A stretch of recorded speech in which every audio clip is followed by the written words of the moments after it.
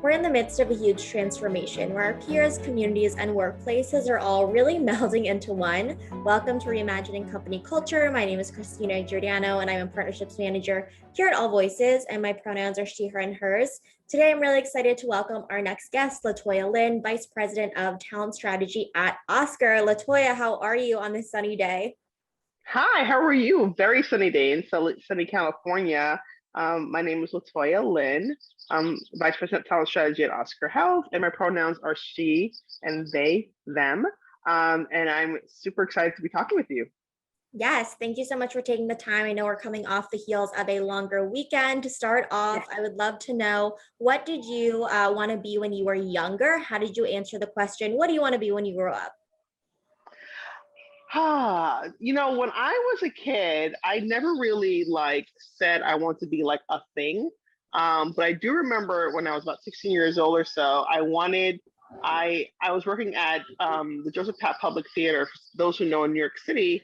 And it was then I kind of made this connection between the employer and the employee, right?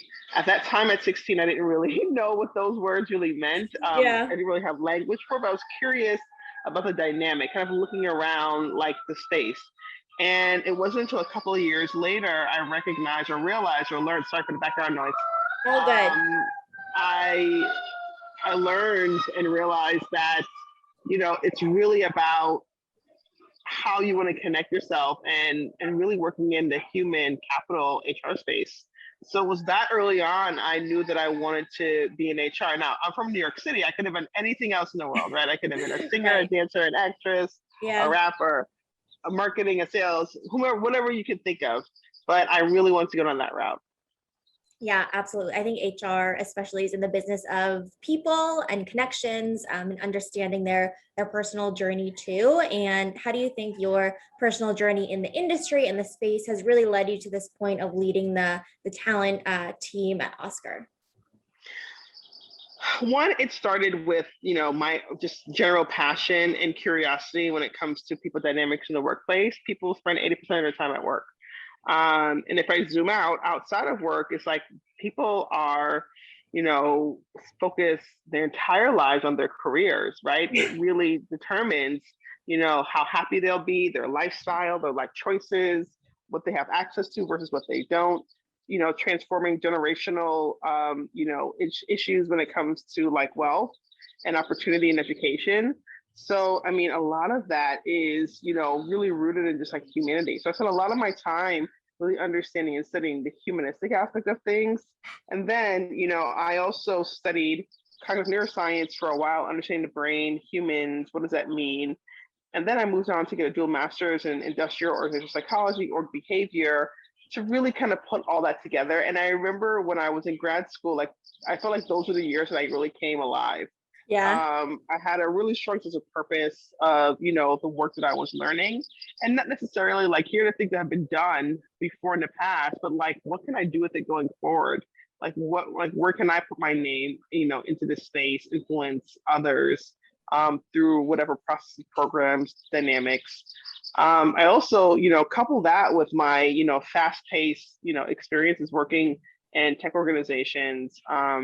Where you move very quickly, right? And I think that absolutely prepares you for the bigger picture and the bigger wide. I mean, I'm really fortunate to be leading the team that I'm leading now, working for the company that I'm working for now, and I learn from everybody, all shapes and forms and experiences, and that in itself is like what the best advice I can give anyone that talks about like what can what can prepare you for the next thing? It's like your ability to be a student for the rest of your life. That always prepares you because you're constantly learning and listening, and then also giving what you've learned and heard, from other people to others.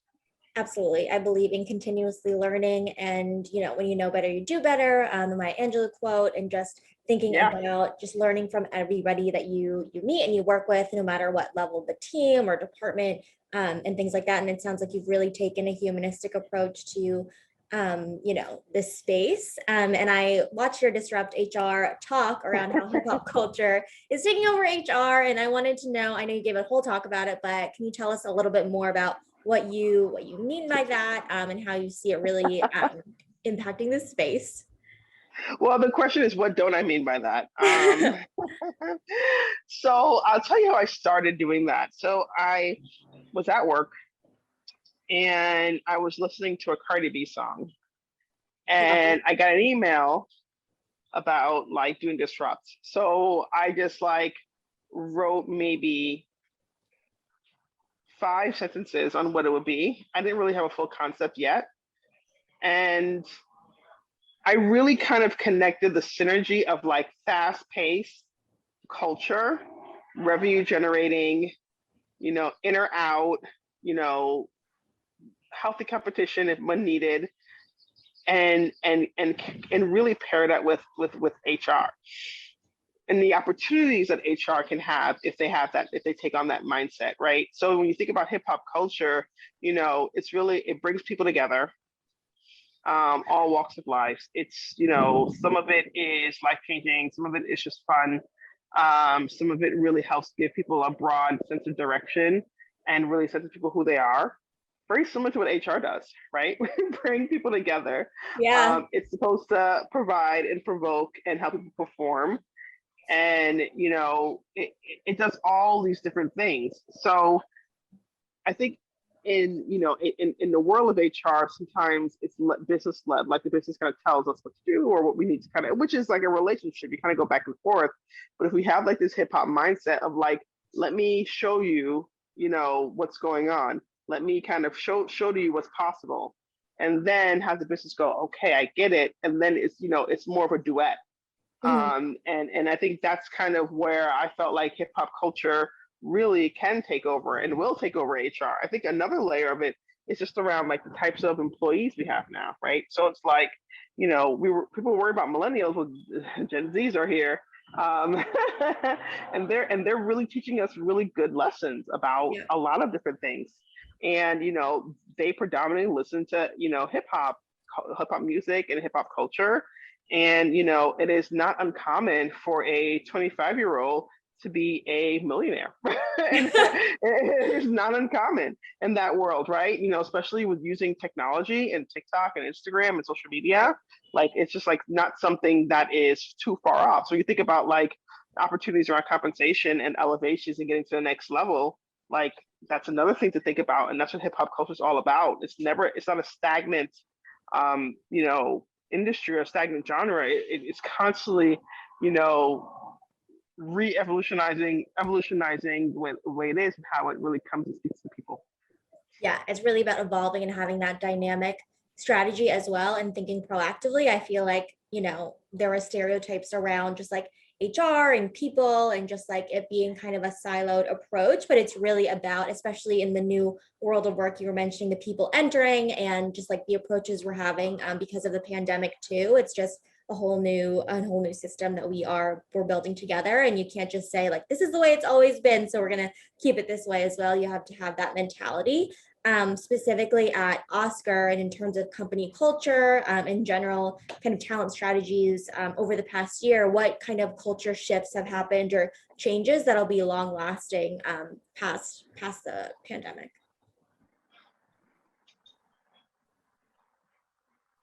Exactly. Yeah. What changes have you made at Oscar kind of that will be long lasting past the pandemic in terms of company culture? I mean, I just think in general, like, this future of work and how we are looking at things very differently is a part of a change that every single HR practitioner is going through. So that's part of, the change that I'm leading across the business for sure. Yeah. How are you thinking differently about like recruitment of talent and accessibility to opportunity differently now for different roles at Oscar? I mean, you think about it like, whether, an organization is remote, an organization, a team is an office, whether a team is a hybrid model. I mean, all of those, really takes into play and like what makes sense for the company and Oscar and also serving the members. Yeah, absolutely. And I think in terms of just recruitment, once you have folks, they're looking for feedback and, like you said, promotions and leveling up themselves. And you also mentioned in the Disrupt HR talk the concept of performance reviews changing in the future. How do you think about like evolving them for optimal feedback that is constructive and also beneficial to folks? Yeah, I mean, this is in the works. Not much to update there on this particular conversation, but we're definitely thinking about it very deeply for sure. How do you think about kind of burnout as well for folks, either directly on your team or just generally, since there is a really kind of hard separation if you are working from home, like when the delineation of work hours and like your personal life overlap? Yeah, I mean, this is again, I think this is a broad scale. I think that, burnout is burnout happens when there is like cyclical changes without much progress, right? So, you're constantly being darted one place or another. It also can occur with like workload. So, it's really just really balancing both on like workloads. Like, if most of us are working from home, like how do you break up your day in a way where you can, work very clearly and carefully, and then also like come off video calls for a little bit, go on to phone calls, pick up the phone and connect with people, like finding different ways to connect and unite. I think that will definitely help mitigate, and some things that we've been instituting in our team to help mitigate some of the challenges around burnout. Yeah, Zoom fatigue and call fatigue is definitely real. Just because you can book back-to-back meetings doesn't mean that it's beneficial for anyone on the team. Another kind of question that we always like to ask as well is, over the past year we've seen a lot of evolution to companies' diversity, equity, and inclusion strategies. What does that kind of look like for Oscar? Yeah, we're taking a really good look at it, and we're thinking very deeply on like what it means for us as we like open up our spread when it comes to our different working styles and opportunities for different roles. I think that we are definitely in a really good position to think about that, but definitely pairing it to what the future of work could look like. How do you kind of measure the success of kind of progress in terms of the strategy there? I mean, it's really just around like diversity, inclusion, and belonging, right? Like measuring those three pillars and kind of seeing how we're trending against all of those. How do you kind of collect employee feedback around not only diversity, equity, and inclusion, but just generally, the work from home experience, or just kind of feedback around the programs that Oscar is doing as well? Yeah, we have our employment surveys that we use and we ask questions. We also, share them through our managers. It's a pretty solid strategy on how to think through things more collectively, more cohesively. Yeah, I think employee listening is definitely something that people are focusing more on over kind of the next few months and in the future of work. And this is kind of, it could be related to Oscar or just your work in the space in general. But what is one of your kind of proudest moments where you're in that moment of flow? My proudest moments, there's been quite a few. I think one of my, I mean, many proud moments. I think, um, you know, there's so many. I mean, I think the biggest one that I could think about is, very small, like getting the team together, and talking through opportunities, talking through strategy. That's probably one of my proudest moment. Also, really helping the organization think big picture, as far as like leadership and things like that. But I think it's usually small moments with the team is the proudest moment. Yes, those are the people that you directly impact. Yeah, the people that you see either virtually every day or you used to in person. I think that's really great in terms of just interactions with people. Bring it back to the top of our conversation as well. In general, is there a trend you're seeing in talent strategy that companies or individuals need to really be aware of in order to be successful in the future? Yeah, I mean, I think it's really just around really diversifying your talent and being very open to different work styles. Yeah, I think that a lot of people are thinking about diversity, equity, and inclusion in terms of recruiting a diverse workforce and also how you retain, promote, and pay folks as well, which is super important. And another kind of question that I had was kind of knowing what you know now and having this experience in the industry. What is something that you wish you knew when you were first starting out in your your first career, at a company? I will get there, and so will everybody else. Whatever it is. So stop worrying. Stop worrying. No, I think that's great. I think we have a lot of time to think now. So a lot of people are just like thinking about that. So I think that's good advice. Is there anything else that you want to share with the folks who are listening, who are either thinking about joining the Oscar team, or like a key insight that you want to reemphasize for folks as well? Yeah, I mean, the one thing that I would like to share for everyone that's listening is to really focus on your mental health and focus on your priorities when it comes to who you are as an individual. That speaks very truth to how we operate, in our company here, and also, how to lead a better and healthier life. Yeah, I think supporting your mindset and mental health is really important. And I think a lot of companies are thinking about that as well because it benefits the individual. So LaToya, thank you so much for taking the time to speak with us this afternoon. I really appreciate it. Thank you. Take care. Have a good day. Have a good day.